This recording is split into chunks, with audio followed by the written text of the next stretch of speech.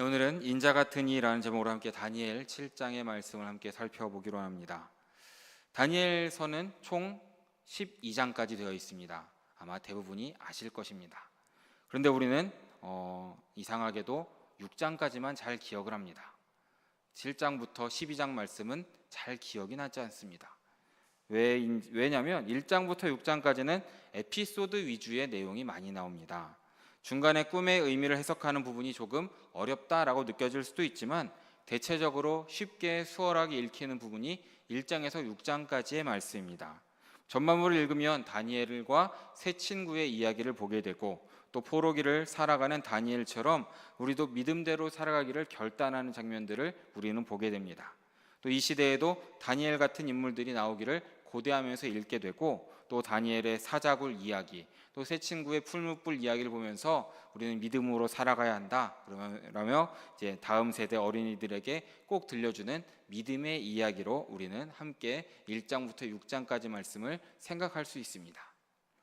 그런데 7장부터는 좀처럼 읽히지 않습니다. 왜냐하면 환상 이야기가 참 많이 나오기 때문입니다. 읽어도 무슨 내용인지 잘 머리에 박히지 않습니다. 그러다 보니까 다니엘서 후반부는 없는 것처럼 취급할 때도 많다라는 것이죠. 그래서 다니엘서를 설교하기 위해서 저도 계속해서 깊이 살펴보니 다니엘서는 결코 그런 식으로 읽어서는 안 되는 말씀이다라는 것을 함께 살펴보았습니다.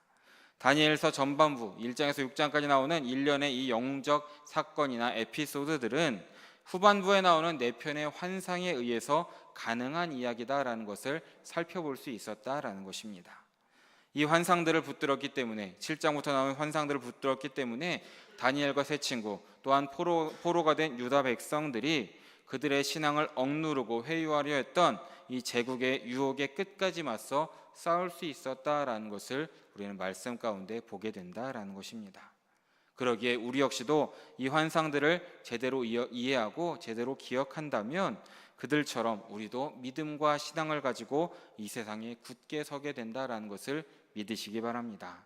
그러기에 오늘은 7장에 나오는 이 첫 번째 환상, 바다에서 올라오는 네 짐승에 관한 내용을 함께 살펴보도록 하겠습니다. 먼저 이 7장 전체 말씀을 좀 간단히 정리해 보려고 합니다. 이때는 시간을 거슬러 올라가서 벨사살 왕 원년이라고 되어 있습니다. 1절을 보면 그렇게 되어 있죠. 근데 다니엘이 침상에서 잠을 자는데 하나님께서 꿈의 환상을 보여주십니다. 다니엘이 꿈속에서 그 환상의 의미를 물었고 그 꿈을 해석한 내용을 듣게 됩니다. 다니엘은 그 꿈과 해석에 대해서 7장 전체에서 우리에게 말해주고 있습니다. 말씀을 보면 꿈은 두 부분으로 나뉩니다. 꿈의 전반부에서는 사방에서 돌풍이 불어와 바다가 출렁이기 시작합니다. 그때에 이 땅에 없는 것 같은 짐승 넷이 바다에서 올라오기 시작합니다. 첫 번째 짐승은 독수리 날개를 가진 사자이고 두 번째는 입에 이 사이에 갈빗대를 물고 있는 곰이었고 세 번째 짐승은 날개가 내시고 머리가 내달린 표범의 모습을 하고 있는 것을 보게 됩니다. 그리고 마지막 네 번째 짐승은 정확히 묘사할 수 없는 형상을 하고 있는데 무섭고 놀랍고 또 매우 강하고 쇠로 된 큰 이와 10개의 뿔을 가진 짐승이다 라고 기록하고 있습니다. 그리고 네 번째 짐승의 뿔 가운데 작은 뿔 하나가 점점 커지면서 다른 뿔을 밀어내며 나오고 있다라고 기록하고 있습니다. 근데 이제 꿈의 후반부를 가면 갑자기 장면이 전환이 됩니다. 그래서 왕자가 보이고 옛적부터 항상 계신 이가 좌정에 계신 모습을 보게 됩니다. 흰 옷을 입으셨고 그가 앉은 보좌와 바퀴에서는 불이 타올라서 사방으로 흘러나온 것을 보게 됩니다. 그리고 그 앞에는 수많은 이들이 그 보좌에 앉으신 이를 찬양하고 있고 그는 심판을 베풀며 책들을 펼쳐놓고 있다라는 것을 보게 됩니다. 보좌에 앉으신 이는 이 꿈의 전반부에 등장했던 바다에서 올라온 네 짐승들을 한순간에 제압하는 모습을 보여주십니다. 그 위에 인자 같은 이가 구름을 타고 이 옛적부터 항상 계신 이에게 나와서 보좌에 앉으신 이를 섬기는 영원한 나라가 세워졌습니다라는 소식을 전하게 됩니다.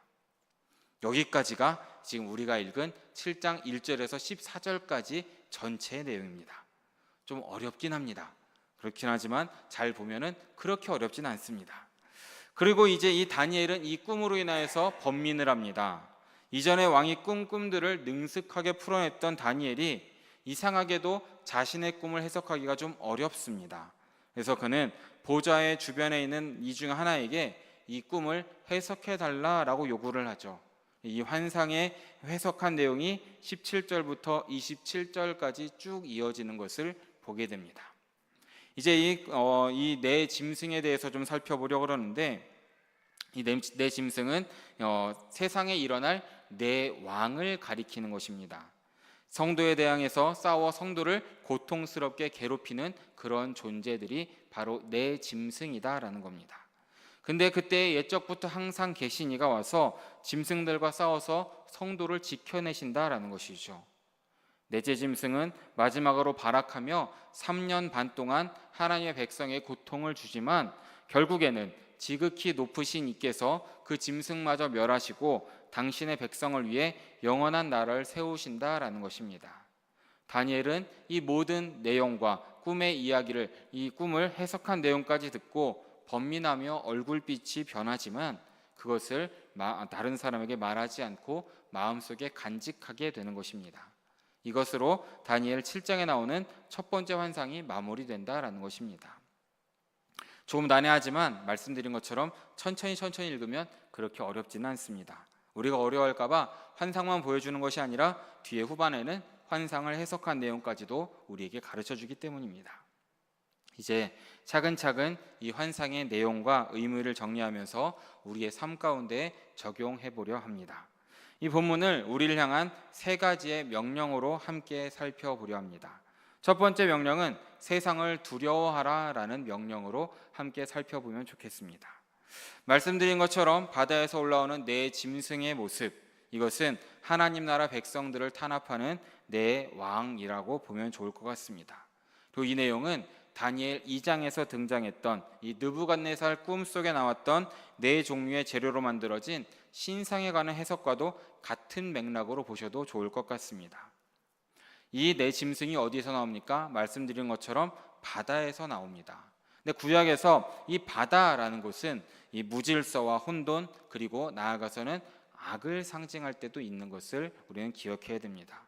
그래서 거기에서 나오는 짐승도 그 악의 결과물이다라고 보시면 좋을 것 같습니다. 바다에서 네 마리의 짐승이 순서대로 올라옵니다. 하나님의 질서를 파괴하는 악한 괴물들이 나오는 것입니다. 이들은 하나님의 백성이 하나님을 온전히 섬기지 못하도록 압박하는 제국들을 의미한다라는 것입니다. 성경의 예언이 역사 속에서 어떻게 성취되었는지 연구하는 분들은 이 전통적으로 이 네 짐승을 역사 속에 등장하고 있는 네 제국이다라고 풀이하고 있는 것을 우리는 보게 됩니다. 4절에 나오는 첫 번째 짐승은 사자와 독수리가 결합한 형상으로 이후 날개가 뽑히고 두 발로 서게 되어 마치 사람과 같은 모습이 되었다라는 것으로 기록하고 있습니다. 이것은 바벨론 제국을 의미하는 것입니다. 가장 강력한 힘을 상징하는 두 동물인 사자와 독수리의 특징을 함께 가지고 있는 바벨론 제국이다라는 것입니다. 바벨론한 느부갓네살은 교만했지만 이후 하나님께 징계를 받은 후에 하나님께 찬양하는 모습을 우리는 기억하고 있습니다. 그래서 이 짐승이 점차 사람처럼 변화된다라는 것을 보게 되는 것입니다. 이어지는 5절 말씀을 보면 이제 두 번째 짐승이 나오는데 여기에는 이 사이에 갈빗대를 물고 있는 곰의 형상의 짐승이 나옵니다. 이 곰을 향해서 더 먹으라라는 말이 계속해서 누군가 외치고 있습니다. 이것은 메데 페르시아 이 바사 제국을 의미하는 것입니다. 이 당시 다니엘이 활약하고 있던 그 나라입니다. 이 바사 제국은 탐욕이 가득한 나라였던 것입니다. 그래서 이빨에 무언가를 물고 있으면서도 또 먹으려고 갈망하고 끊임없이 정복의 욕망을 가지고 있는 것이 이 페르시아 제국의 특징이었다라는 것이죠. 그래서 이런 모습으로 페르시아 제국을 형상화하고 있는 것입니다. 그리고 6절에 나오는 세 번째 짐승, 이것은 네 머리와 네 날개를 가진 표범의 형상을 하고 있습니다. 날쌘 이미지를 상징하는 이 표범은 네 머리와 네 날개를 가지고 사방으로 제국을 확장했던 이 헬라 제국을 의미한다라고 보시면 좋을 것 같습니다. 그럼 7절에 나와 있는 네 번째 짐승은 어느 제국을 상징하는 것이겠습니까? 신기하게도 이 짐승은 세상에 존재하는 어떤 짐승의 형상도 아니고 어떤 짐승들을 합쳐놓은 모습도 아니었습니다. 10개의 뿔이 달렸습니다. 이것은 우리도 본 적도 없는 짐승이다라는 것입니다. 근데 단지 그 짐승을 보기만 해도 두려움이 밀려왔다라는 것이죠. 학자들은 역사의 순서에 따라 이 네 번째 짐승을 로마 제국이다라고 해석하는 것을 우리는 보게 되는 것입니다. 이 네 제국이 나타내는 것이 무엇이겠습니까? 바로 하나님의 백성을 압제하고 유혹하는 세상의 모든 권력이다라는 것을 우리는 기억해야 되는 것입니다. 특별히 이 다니엘서가 쓰일 당시 유대인들에게는 그들의 나라를 멸망시키고 그들의 성전을 무너뜨리고 그들을 포로로 끌고 와서 자신들의 종교 앞에 무릎을 꿇게 만든 바벨론과 이 페르시아 제국이 이 네 짐승의 모습으로 다가왔다라는 것입니다. 하나님 나라 백성이 하나님 나라 백성처럼 살지 못하게 만드는 그런 권력, 그런 힘이 바로 이 네 짐승의 모습으로 나왔다라는 것입니다. 이렇게 전통적으로 네 짐승을 네 제국으로 해석하는 모습은 참 좋은 것 같습니다. 그리고 이제 조금 더 깊이 들어가 보려고 합니다. 이 네 짐승의 환상은 요한계시록 13장에서도 묘사하고 있는 바다에서 올라와 하나님 백성을 마지막까지 고통스럽게 만드는 짐승과도 비슷한 모습을 보여줍니다. 우리 계시록 13장 1절과 2절의 말씀을 함께 읽어보겠습니다. 내가 보니 바다에서 한 짐승이 나오는데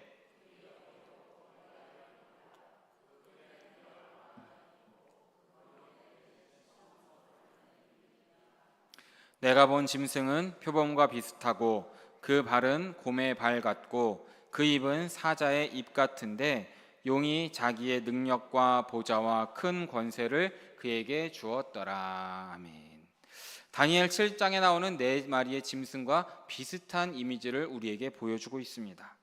그러니까 이 네 짐승, 다니엘 7장에 나와서 묘사하고 있는 이 네 짐승들은 단지 지나간 과거의 제국들만을 의지하는 것이 아니라 지금도 존재하고 우리와 싸우고 있는 그런 적이다라는 것을 우리에게 가르쳐주고 있는 것입니다.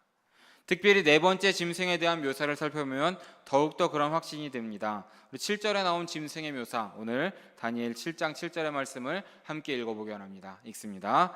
내가 밤 환상 가운데서 그 다음에 본 넷째 짐승은 무섭고 놀라우며 또 매우 강하며 또 쇠로 된 큰 이가 있어서 먹고 부서뜨리고 그 나머지를 발로 밟았으며 전에 모든 짐승과 다르고 또 10뿔이 있더라.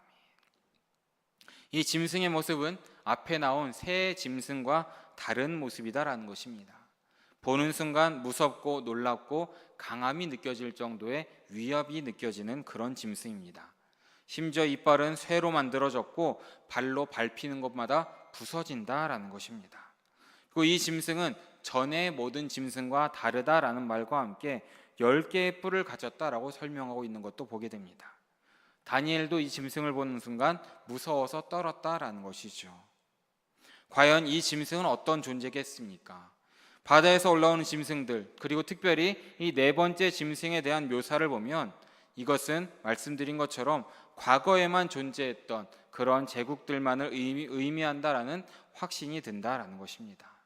또한 나아가서 이 네 번째 짐승은 바로 지금을 살고 있는 오늘 우리가 하나님을 하나님으로 온전히 믿고 따르지 못하게 하는 그런 권력이 있는 것들, 그런 모든 것을 의미한다라는 것을 우리는 바라볼 수 있어야 되는 것입니다.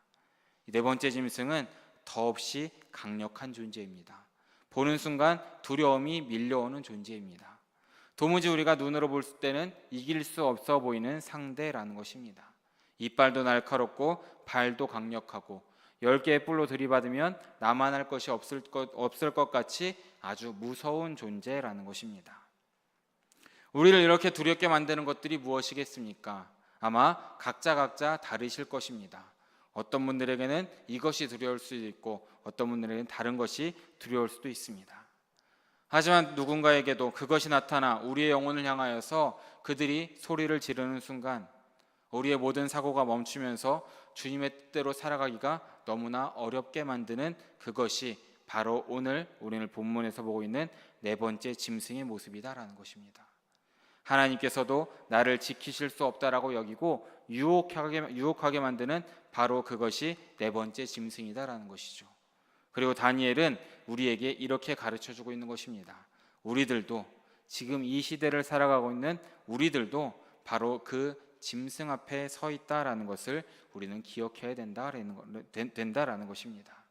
그래서 이 7장에 나오는 첫 번째 교훈, 7장 환상의 첫 번째 교훈은 아까 말씀드린 것처럼 세상을 두려워하라라는 것입니다. 왜입니까? 세상은 그렇게 강력하고 두렵기 때문입니다. 세상은 엄청난 힘을 가지고 있고 세상은 엄청난 능력도 가지고 있습니다. 그리고 지금도 우리를 유혹할 정도로 치명적인 매력도 가지고 있는 것이 세상이다라는 것입니다. 이 세상의 공격에, 세상의 유혹에 우리의 힘만으로, 우리의 능력만으로 맞설 수 있다라는 생각은 참으로 어리석은 생각입니다. 종종 우리는 우리 세상의 유혹이나 힘 앞에 나는 괜찮아, 나는 굴복하지 않아 라고 생각할 때도 있습니다. 하지만 그것은 과욕이고 만용이다라는 것입니다. 우리는 결코 우리 스스로의 힘으로는 세상의 유혹이나 세상의 힘을 견디거나 이기기는 어렵다라는 것을 늘 기억해야 되는 것입니다. 그래서 사도 바울도 고린도전서 10장 12절에서 우리에게 이렇게 말씀하고 있습니다. 그런즉 선줄로 생각하는 자는 넘어질까 조심하라 라는 것입니다. 세상을 가볍게 여겨서는 안 되는 것입니다. 세상은 그렇게 만만하거나 호락호락하지 않다라는 것이죠. 이렇게 세상을 우습게 여겼다가 인생을 망친 대표적 인물이 있습니다. 그것이 사사기에 나오는 삼손이라는 인물입니다. 삼손은 블레셋을 대수롭지 않게 여겼습니다. 블레셋의 무력도, 블레셋의 유혹도 자신의 힘과 자신의 지혜로 다 이길 수 있을 것이다 라고 여겼던 것이 삼손의 만용이었습니다.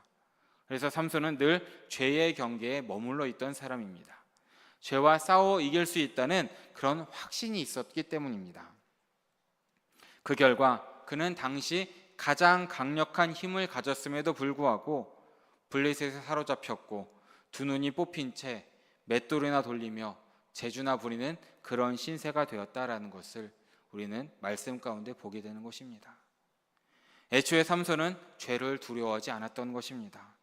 세상과 세상에서 권세 잡은 자가 삼손 자신을 어떻게든 무너뜨리려고 호시탐탐 노리고 유혹하고 있다는 이 모든 사실을 염두하지 않았다라는 것입니다. 삼손은 자기의 힘을 믿었고 자기의 지혜를 믿었고 그 결과 모든 것을 잃었다라는 것을 기억하시기 바랍니다. 그러기에 사랑하는 여러분, 우리가 이 말씀을 통해서 먼저 기억할 그것은 세상을 두려워하시길 진심으로 바라겠습니다. 죄를 두려워해야 한다라는 것입니다. 내 안에 스며들어오는 세속적인 세상의 것들을 대수롭지 않게 생각해서는 절대 안 된다라는 것입니다. 차츰차츰 우리의 영혼과 우리의 믿음을 갉아먹는 세상의 문화를 그냥 내버려둬서는 안 된다라는 것입니다. 그것들이 우리 속에 계속해서 조금씩 들어오고 그것이 스며들어올 때 우리는 하나님의 백성답게 살지 못할 수도 있다는 것을 우리는 늘 기억해야 되는 것입니다. 늘 주의해야 된다는 것이죠. 그러기에 사랑하는 성도님들 모두 늘 깨어 기도하시고 깨어 주의하시는 우리 모두 되시길 진심으로 바라겠습니다.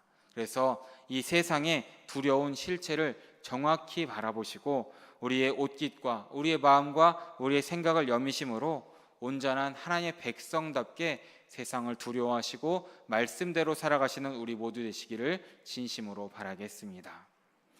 다니엘 7장 본문에 나타난 환상이 주는 두 번째 교훈은 바로 이 두려운 세상을 통치하시는 세상의 통치자를 바라보라라는 것입니다. 말씀드린 것처럼 네 번째 짐승 앞에서는 믿음의 용사인 다니엘도 두려워 떨었던 모습을 보게 됩니다. 그렇다면 누가 이 짐승 앞에 떨지 않을 수 있겠습니까? 우리라고 그렇게 떨지 않을 수 있겠습니까? 우리도 아마 마찬가지로 두렵고 떨렸을 것입니다. 그렇다면 도대체 누가 이 짐승과 싸워 이길 수가 있겠습니까? 그리고 그 싸워 이길 수 있는 용기는 어디에서 얻을 수가 있겠습니까? 바로 이 네 번째 짐승에 대한 묘사가 끝나자마자 등장하는 한 분으로 인하여서 그 용기를 얻으시길 진심으로 바라겠습니다. 우리 9절과 10절 말씀을 함께 읽어보기 원합니다. 9절 10절입니다. 내가 보니 왕좌가 너희고 옛적부터 항상 계신 이가 좌정하셨는데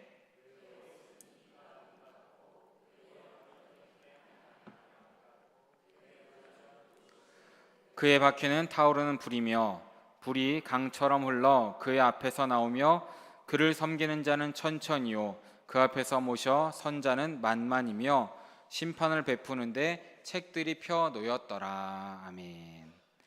여기 나오는 이 구절에 나오는 왕좌, 이것은 통치를 상징하는 것입니다. 온 세상을 통치하시는 이가 스스로 나타나시는 모습을 보게 됩니다. 그분이 어떤 분입니까? 옛적부터 항상 계시니라는 것을 보여줍니다. 그 보좌를, 그 왕자를 빼앗긴 적이 없는 왕이시다라는 겁니다. 영원전부터 지금까지 그리고 앞으로도 영원히 세상을 통치하실 분이다라는 겁니다. 그리고 그분은 거룩하신 분이다라는 것도 함께 가르쳐주고 있습니다. 근데 이 거룩하신 분의 보좌에서 불이 나와 그 불이 강처럼 흘러가고 있는 것도 보게 됩니다. 수많은 이들이 그분을 찬양하고 그분께 수종 들고 있는 것입니다. 그래서 지금 그분, 이 옛적부터 항상 계신 이가 세상을 심판하신다라는 것입니다. 그리고 이분이 네 번째 짐승을 잡으십니다. 그리고 때가 되면 나머지 짐승들도 잡으시겠다라고 선언하십니다. 이 말씀이 11절 12절에 나와 있습니다. 함께 읽어보겠습니다. 그때에 내가 작은 뿔이 말하는 큰 목소리로 말미암아 주목하여 보는 사이에 짐승이 죽임을 당하고 그의 시체가 상한 바 되어 타오르는 불에 던져졌으며 그 남은 짐승들은 그의 권세를 빼앗겼으나 그 생명은 보존되어 정한 시기가 이르기를 기다리게 되었더라. 아멘. 말씀드린 것처럼 네 번째 짐승은 엄청난 짐승이었습니다. 모든 사람들을 두려움에 떨게 할 만큼 강한 능력을 가졌고 강한 외모를 가졌던 두려운 짐승이었습니다. 날카로운 쇠로 된 이빨이 있었고 강력한 발이 있었고 10개의 뿔까지도 가진 그런 짐승이었습니다. 그런데 보좌에 계신 이가 등장하시자마자 그 짐승이 죽임을 당했고 그 시체가 불에 던져졌다라는 것입니다. 보좌에 앉으신 이에게 이 짐승은 아무것도 아니었던 것입니다. 나머지 짐승은 어떻게 됩니까? 보좌에 앉으신 이가 정한 시간까지 생존은 하지만 모든 권세는 빼앗긴 그저 껍데기만 남은 상태로 남게 되었던 것입니다. 보좌에 앉으신 이에게 한순간에 맞아 죽는 이 네 번째 짐승, 그리고 권세를 빼앗긴 이 생명만 유지하고 있는 이 짐승들을 볼 때 무엇이 연상되십니까? 바로 사탄과 사탄의 세력들을 결박하신 하나님의 구속의 역사를 떠올리시는 우리 모두 되시길 진심으로 바라겠습니다. 바로 예수님께서 십자가에 달려 죽으시고 부활하시고 승천하실 때 그 사탄의 머리가 깨어진 모습을 우리는 연상해서 살펴볼 수 있어야 된다라는 것입니다. 그런데 아직 그 사탄이 죽지는 않았습니다. 그리고 남은 힘으로 이 여자의 후손의 발꿈치를 물었다라는 것도 우리는 기억해야 되는 것입니다. 그러기에 정한 때가 이르면 사탄과 사탄의 세력은 영원히 소멸하게 될 것입니다. 잠깐 동안은 짐승의 세력들이 성도를 고통스럽게 괴롭히긴 할 것이지만 사탄의 세력은 끝이 났고 얼마 후에 완전히 소탕될 것을 믿으셔야 합니다. 그러기에 정한 시간이 되면 이 짐승들은 완전히 멸망할 것이고 이 잔존 세력들은 모두 사라지고 하나님께서 하나님의 나라를 완성하신다라는 이 믿음을 가지시길 진심으로 축복합니다. 이것이 누구를 통해서 일어나겠습니까? 바로 인자 같으니 하나님의 아들 예수 그리스도를 통해 이 모든 일이 이루어짐을 믿으시기 바랍니다. 이 말씀이 오늘 13절 14절에 나와 있습니다. 함께 읽어보겠습니다. 내가 또 한 밤한상 중에 보니 인자 같은 이가 하늘 구름을 타고 와서 옛적부터 항상 계신 이에게 나아가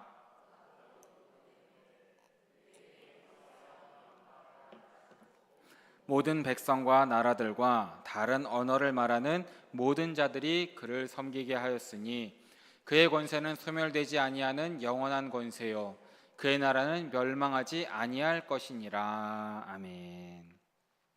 인자 같은 이는 말씀드린 것처럼 사람의 모습으로 오시는 예수 그리스도를 뜻하는 것이고 구약 곳곳에 등장하는 표현이다라는 것을 우리는 잘 알고 있습니다.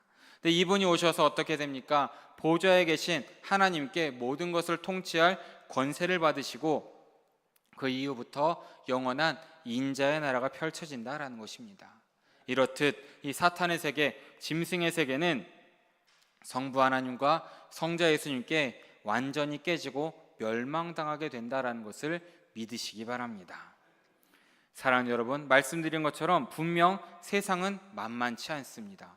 결코 만만치 않습니다. 우리가 사는 세상도 그렇고 다음 세대가 살아내야 할 세상도 결코 호락호락하지 않을 것입니다. 우리를 힘으로 억압할 것이고 그들이 가진 모든 것으로 계속해서 우리를 유혹하고 꾀일 것입니다. 그러기에 우리가 우리의 힘과 능력만 의지한다면 우리는 백전백패할 수밖에 없다라는 것입니다. 그러기에 우리는 어떻게 해야 되겠습니까? 우리의 눈을 들어 해 위에 계신 하나님을 바라볼 수 있어야 된다라는 것입니다. 그리고 그때 우리의 눈에 옛적부터 항상 보좌에 계신 하나님이 보여야 된다라는 것입니다. 모든 것이 하나님의 손 아래에 있음을 믿으시기 바랍니다. 그리고 이 모든 것은 하나님의 뜻과 계획대로 진행되고 있습니다. 그리고 하나님께서는 우리에게 그분의 아들인 인자 같으니 예수 그리스도를 보내셨고 때가 되면 다시금 우리에게 보내주실 것입니다. 그리고 그때가 되면 우리는 이 땅에서 치르는 이 사탄과의 모든 싸움을 끝낼 것이고 참된 행복이 있는 영원한 나라에서 살게 될 것임을 믿으시기 바랍니다. 이것이 우리가 이 세상을 두려워함과 동시에 세상과 맞설 수 있는 비결이 된다라는 것입니다. 우리와 함께 하시는 그분이, 태초부터 계신 그분이 세상보다 크시기 때문이다라는 겁니다. 그래서 세상을 우습게 여기는 것도 문제이지만 세상을 한없이 두려워하는 것도 우리에게는 문제가 된다라는 것입니다. 우리 예수님께서는, 우리 주님께서는 우리에게 그러지 말라라고 말씀하십니다. 어떻게 말씀하십니까? 너 나 믿냐? 라고 지금도 물어보신다라는 것입니다. 제 이야기를 잠깐 해드리려고 합니다. 제가 5년 전 부임 설교 때도 잠깐 말씀드렸지만 저는 군대를 다녀와서 1년 동안 톨게이트에서 일을 한 적이 있습니다. 친구들, 선배들은 다들 열심히 공부하고 그랬는데 저만 일한다는 생각이 들어서 참 많이 힘들었습니다. 3교대로 일했기 때문에 몸도 마음도 육체적도 많이 힘들었습니다. 1년간의 일을 마치고 학교에 3학년으로 복학해서 열심히 학교를 다녔습니다. 2년 동안 열심히 다녔습니다. 학교 공부도 사역도 열심히 했습니다. 4학년이 마치면 감리교는 이제 안수를 받으려면 대학원을 다니는 것이 필수였습니다. 대학원을 진학할 시기가 되었고 대학원 시험을 보게 되었는데 여기에서 이제 커다란 문제가 생겼습니다. 한 번에 합격을 하지 못한 것입니다. 그래서 완전 탈락은 아니었고 예비 2번이라는 애매한 소식을 들었습니다. 당황했습니다. 대학원은 예비가 되는 적이 거의 없었습니다. 저희 학교는 학부는 120명이고 대학원은 60명이 붙습니다. 그러니까 떨어질 수가 없는 상황이었습니다. 그러다 보니까 어떻게 해야 되나라는 생각이 참 많이 들었습니다. 지금 사역하고 있는 교회는 어떻게 이야기를 해야 될지, 또 사는 곳은 어떻게 해야 될지 막막했습니다. 대전에 내려가서 부모님과 지내다가 주말에만 올라와서 사역을 해야 되나, 많은 고민이 있었습니다. 그래서 많이 고민하다가 기숙사 방에 들어와서 정말 아무것도 하지 못한 채 누워서 천장만 바라봤습니다. 서럽고 분하고 억울한 마음이 들었습니다.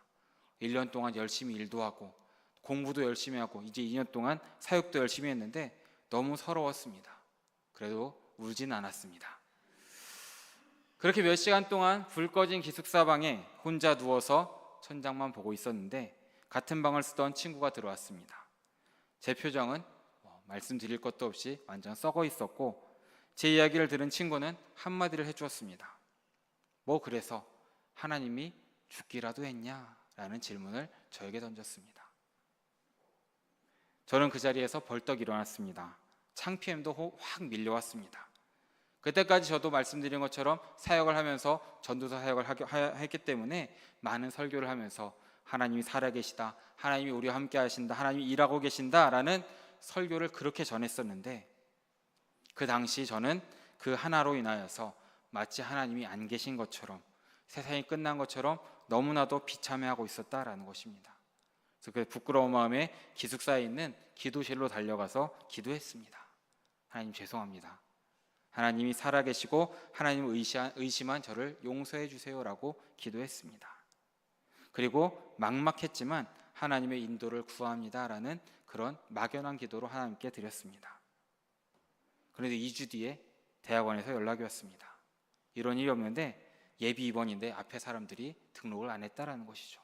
그래서 감사하게도 대학원에 진학을 할 수 있었다라는 것을 저는 그런 경험이 있었습니다. 사랑하는 여러분, 하나님은 죽지 않으십니다. 하나님은 살아계십니다. 하나님이 살아계셔서 불꽃 같은 눈동자로 우리의 기도를 들어주시고 우리의 슬픔을, 우리의 아픔을 지금도 살펴보고 계심을 믿으시기 바랍니다. 옛적부터 항상 계신 이로 존재하신다라는 것입니다. 그리고 예수님께서도 지금 구름을 타고 한 걸음 한 걸음 우리를 향해 오고 계심을 믿으시기 바랍니다. 왜입니까? 반드시 다시 오시겠다고 약속하신 예수님께서는 그 약속을 지키실 것이기 때문입니다. 속히 오겠다고 약속하셨던 것입니다. 그리고 예수님께서 정하신 그때에 반드시 오실 것입니다. 그리고 그때에 그 하나님의 나라가 완성될 것입니다. 비록 그때까지 우리는 이 세상과 끝없는 싸움은 치러야 합니다. 그리고 우리는 그때까지 기억하고 바라볼 수 있어야 된다는 것입니다. 바로 지금도 여전히 살아계신 하나님을 바라보심으로 약속된 승리를 기다리는 우리 모두 되시길 진심으로 바라고 축복합니다. 오늘 본문을 통해 볼 마지막 명령은 이제 마지막으로 혹독한 전쟁을 대비하라라는 것입니다. 첫 번째 환상의 전반부에서는 말씀드린 것처럼 이 네 짐승의 시대에 관한 내용들을 우리는 함께 살펴봅니다. 네 짐승, 이 네 번째 짐승의 강력함을 묘사하는 대목들을 우리가 살펴보면 우리의 대적이 얼마나 강한지를 실감하게 됩니다. 그만큼 힘든 시대를 살아내야 한다라는 것이죠. 근데 26절, 27절을 보면 인자 같은 이가 오셔서 완전히 승리하심으로 이 시대가 끝날 것이다 라고 기록하고 있습니다. 함께 읽어보겠습니다. 그러나 심판이 시작되면 그는 권세를 빼앗기고 완전히 멸망할 것이요 나라와 권세와 온 천하 나라들의 위세가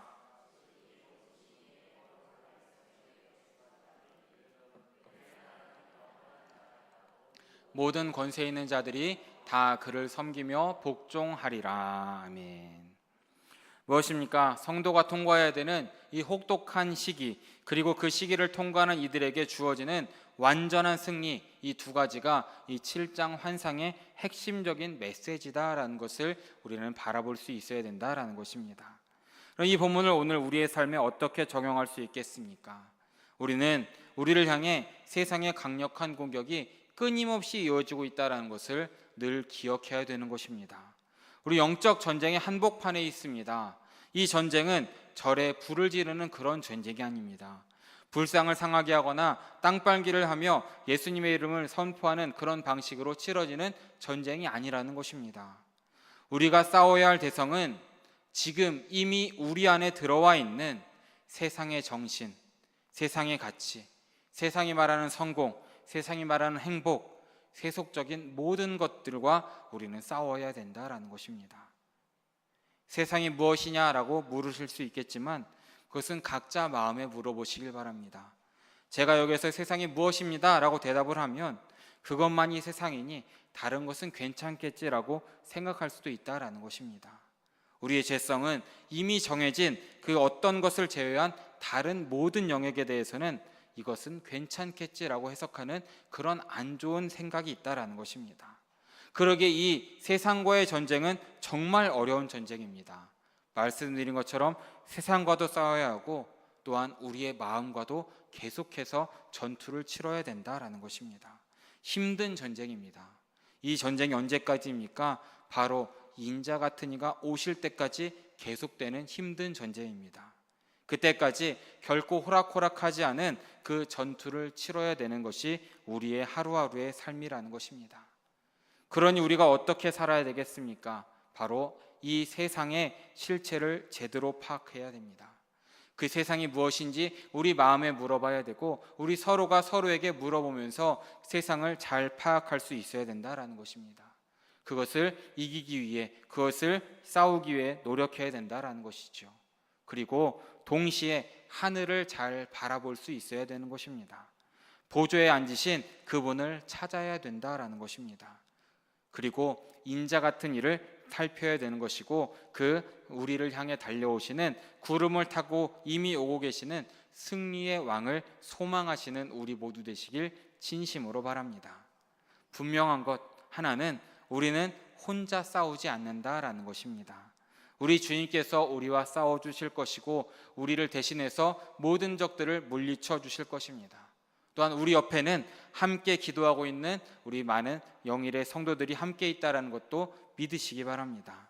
이 싸움을 위해서 우리는 늘 기도와 말씀과 찬양과 예배를 기초로 믿음 위에 굳게 설 수 있어야 한다는 것을 늘 마음에 새기시길 진심으로 축복합니다. 그러기에 영일의 공동체를 이루는 우리 성도님들 모두 함께 우리에게 주어진 이 싸움을 인자 되시는 그 주님이 오시기까지 감당하시는 우리 모두 되시길 진심으로 바랍니다. 그렇게 기도하고 기대하고 기다리심으로써 하나님께 쓰임 받으시고 이 영적 싸움을, 이 영적 전쟁을 잘 이기고 승리하시는 우리 모두 되시길 진심으로 바라고 축원합니다. 함께 기도하겠습니다. 사랑해 주님 너무나 감사합니다. 우리 이렇게 함께 주님 전에 나와서 주님께 예배와 기도와 찬양으로 주님께 영광 돌릴 수 있도록 인도하여 주심에 너무나 감사드립니다. 주님과 세상을 살아가면서 세상을 제대로 바라볼 수 있도록 주님께서 함께하여 주시고, 세상 가운데 주님의 뜻을 이루게 살아왔던 다니엘처럼 살아가는 우리 모두 될 수 있도록 주님께서 인도하여 주시옵소서. 온전히 주의 말씀만을 의지할 수 있도록 인도하시고, 세상이 흔들리는 것이 아니라 세상을 이기고 세상 가운데 하나님의 말씀을 선포하고 하나님의 뜻대로 살아가는 우리 모두의 삶이 될 수 있도록 주님께서 인도하여 주시옵소서. 그러므로 우리 모두가 주님께서 주신 사명대로 살아가는 우리 모두의 삶이 될 수 있도록 주님께서 인도하여 주시옵소서. 모든 말씀, 우리의 모든 것 되시는 예수 그리스도 이름으로 기도드립니다. 아멘.